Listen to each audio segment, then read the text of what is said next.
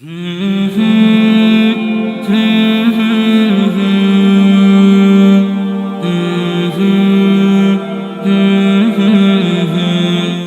2024 بروز پیر گورنر خیبر پختونخوا جناب فیصل کریم کنڈی نے جامعۃ الرشید کراچی کا دورہ کیا۔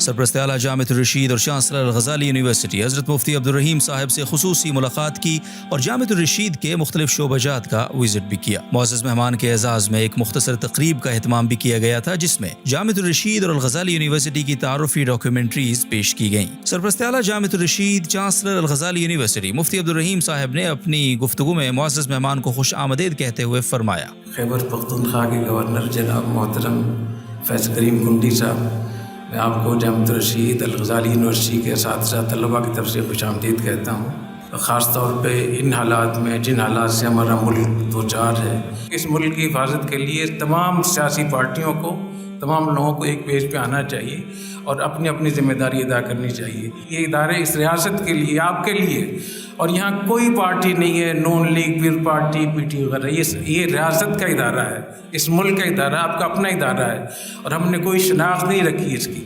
گورنر خیبر پختونخوا نے اپنے خطاب میں جامعۃ الرشید کے وزٹ کو خوشگوار حیرت قرار دیا اور جامعۃ الرشید جیسے نظام تعلیم کو ملک پاکستان اور بالخصوص خیبر پختونخوا کے دیرینہ مسائل کا حل قرار دیا۔ سب سے پہلے تو میں بہت مشکور ہوں مفتی عبدالرحیم صاحب کا کہ انہوں نے مجھے آج یہاں پر دعوت دی۔